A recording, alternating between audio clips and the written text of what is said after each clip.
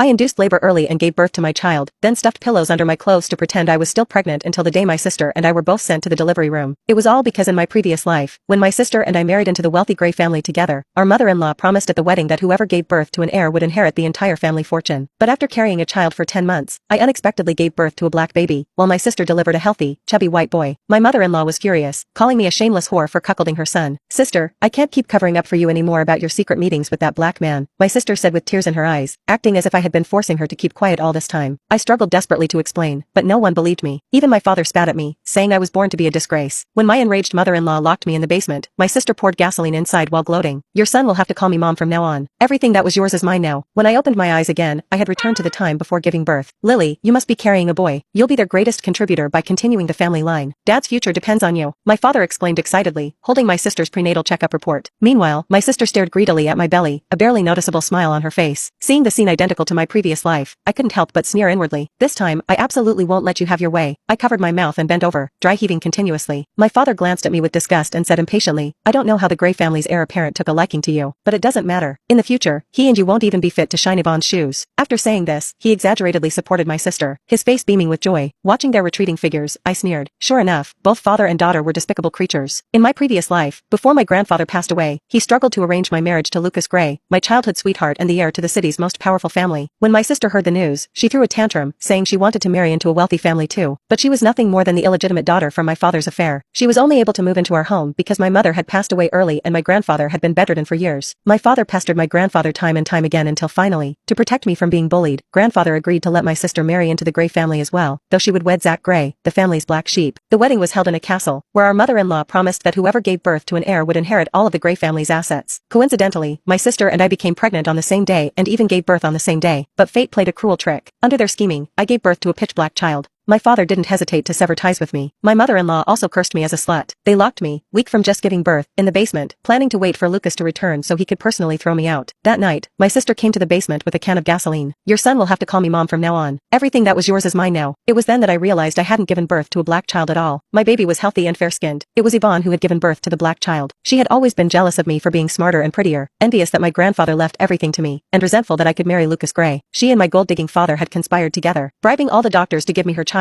and then accusing me of infidelity. Years later, after Yvonne gave birth to her own child, she orchestrated another accident, pushing my son off a luxury yacht, drowning him. She ensured that both my son and I died without intact bodies, while also bearing a lifelong stigma. Now, seeing her, I truly wished I could grind her bones to dust and cut her into 1,000 pieces. By the time we reached the hospital entrance, my father was already helping my sister into the luxury car Lucas had bought for me. Looking at the empty driver's seat, I curled my lips into an innocent smile. Dad, I think you're right. It's of utmost importance for my sister to give the Gray family a child. I turned to look at my sister's strange expression. As it happens, my best friend is returning from abroad today. She's a professional nutritionist. Why don't we have her take care of my sister's prenatal care? In my previous life, my best friend had always been worried about me, which was why she returned early to be by my side. Unfortunately, I was too stupid back then. I still believed in family bonds and rejected my friend's good intentions. Hearing this, both my father and sister's expressions changed. They stiffly refused. You think marrying into the Gray family means you've reached the top? What nutritionist needs your approval? Do you have any sense of respect for your elders? Is this how your grandfather, that supposedly well-respected dean, taught you? My father became increasingly agitated, his entire face turning red. My sister chimed in. You're asking your friend to take care of me? What if something happens to me? Wouldn't that be convenient for you? I coldly watched their reactions, understanding most of what was going on. Sure enough, there was still something wrong with my sister's pregnancy. Seeing that I didn't respond, my father excitedly got out of the car, grabbed my arm, and raised his hand. I never thought you'd harbor such intentions. I can see now that you and your mother are cut from the same cloth. Looking at my furious father, I couldn't help but laugh, both for myself and for my foolish mother. This ungrateful social climber, who would scheme against even his own daughter, was truly eye-opening. But unfortunately for them, they would miscalculate this time. I wasn't pregnant at all. Even my protruding belly was a fake one I had bought online. In this life, I wouldn't give birth at the same time as her. How could they swap babies now? My father's expression became even more unpleasant as I laughed. He gritted his teeth and squeezed out, "Today, I'm going to teach you a lesson." As he finished speaking, his hand swung down hard, but before it could land on my face, someone kicked him away, sending him stumbling backward with a yelp as he fell to the ground. He was about to lash out when he saw it was Lucas Gray. Immediately, he switched to a fawning demeanor. "Son-in-law, why are you here? Weren't you busy with the acquisition?" Lucas ignored my father's attempt at flattery and pulled me into his arms. In my previous life, when I was accused of infidelity, he was the first to stand up and declare his trust in me. He even warned everyone over the phone not to touch a hair on my head. But just as he was rushing back overnight, his car's brakes failed, and he plunged off a cliff, his body never found. Feeling his warm embrace, I suddenly felt overwhelmed with emotion. Thankfully, in this life, everything could still be salvaged. He whispered in my ear, "I'm sorry I'm late. I shook my head, fighting back tears. Who were you going to teach a lesson to? Lucas's imposing presence was palpable. As the normally stern heir to the city's most powerful family, no one dared to come within half a step of him except for me. If he hadn't been so concerned and careless in my previous life, he wouldn't have fallen for their tricks. His gaze swept over my sister, who had been so arrogant just moments ago. Now she was terrified, her whole body trembling as she looked fearfully at my father. My father's face flashed with embarrassment. He quickly approached again, bowing and scraping. It's nothing, nothing at all. I was just giving Lily a bit of fatherly advice. Lucas kept his arm around my waist, not even bothering to look up. You're Lily's father, so I can overlook it. But what about Yvonne? Since when does the Grey family allow you to speak to your sister-in-law like that? She was so frightened her legs gave out, and she burst into tears. Seeing her trembling in fear, I felt a rush of satisfaction. She was finally getting a taste of her own medicine. Lucas's cold gaze swept across Yvonne's face as he contemptuously spat out, apologized to Lily. Yvonne was just thinking of the baby and spoke without thinking. There's no need for apologies between sisters. My father swallowed hard and tentatively asked, good son-in-law, for my sake, please don't be hard on Yvonne. But Lucas had always been a man of his word. How could he allow anyone to bully me without seeking revenge? He pulled me back half a step and gave his bodyguard a cold look. The bodyguard immediately rushed forward, restrained my father to one side, and then slapped Yvonne more than a dozen times across the face. Her mouth bled and her cheeks swelled up. Yvonne's tears flowed freely, but she didn't dare resist or even cry out in pain. Lucas smirked at my father, who was now terrified. You're Lily's father, so I've still shown you some respect. As for you, he turned his gaze to Yvonne, whose face was now swollen like a pig's head. Don't let me catch you bullying Lily again, or I won't be so lenient. Yvonne nodded without the slightest hesitation. Seeing the hatred in her eyes, I couldn't help but smile slightly. She would never have imagined that I had returned to the past 2 months ago. And the first thing I did when I opened my eyes was to tell Lucas everything. Lucas was furious, punching the hood of his luxury car so hard it dented. He even wanted to call a board meeting the next day to kick Zach and our mother-in-law out of the Grey family. Although the Grey family was nominally headed by our mother-in-law, she was only Lucas's stepmother and couldn't make any decisions for Grey Court. The black baby incident orchestrated by my father and sister was indeed a good strategy. It could both throw Lucas off balance and allow Zach to take over smoothly. But how innocent were my son and I? He was so young that when he fell into the sea, he was pushed down by the waves without even a chance to struggle. How pitiful that all 3 of us died unjustly. After Lucas calmed down, he decided to play along with their plan. It would be a shame not to take advantage of such a perfect scheme. So he took me abroad in secret, arranged for a professional medical team, and induced my baby early. When I was lying on the bed writhing in pain after the induction, Lucas was so distressed he almost cried. Lily, I've let you down. Soon, I gave birth to a healthy baby boy. Lucas spent a fortune to put him in an incubator. When we returned to the country, I kissed him over and over again, reluctant to part. This was the child I had given birth to, not some illegitimate child. Originally, my sister and I were due on the same day, but now that I had already given birth to a healthy child, there was no chance for them to swap babies. How would my sister face the Grey family's expectations now? When the time came, it wouldn't be me who would be driven out of the Grey family. Thinking of this, I couldn't help but smile. Perhaps because of the slaps from the bodyguard, my sister suddenly clutched her belly and started wailing. Her water broke, trickling down intermittently. My father hurried to support her, shouting heartrendingly, "Doctor, we need a doctor. My daughter is in labor." Watching my sister being carried away on a stretcher, I exchanged a glance with Lucas and immediately clutched my own belly. Oh no, I'm in labor too. Lucas pretended to panic and carried me in his arms, rushing me to the delivery room as well. 2 hours later, my father came to my hospital room carrying a swaddled infant. He rudely ordered me, "You have everything. You should give up the position of the Grey family heir to your sister. You owe her this." I couldn't help but want to laugh. Back then, it was he who had an affair and fathered an illegitimate daughter, not daring to bring her home, making her suffer. How could this be blamed on me? What if I refuse? I asked. My father's gaze turned vicious as he gritted out a threat. Then don't blame me. Blame you for what? My best friend pushed open the door, looking at my father's stunned figure with a half smile. Uncle, you really are a good father, staying by your daughter's side at a time like this. After saying this, she quickly ushered in the bejeweled socialites behind her. See, I told you Mrs. Grey was fine. It's just childbirth after all. The wealthy ladies crowded into the room, each offering unique congratulations, their faces full of flattery. One of them reached out to take the baby from my father's arms. This must be the second Mrs. Grey's child, so quiet and well-behaved. My father sneered and held the baby high. This is Lily's child. The socialite kept smiling. Miss Chen's child must be extraordinary. After all, Mr. Grey. As her eyes swept over the child, she suddenly screamed. What is this? Why is it black? Miss Chen, whose child is this?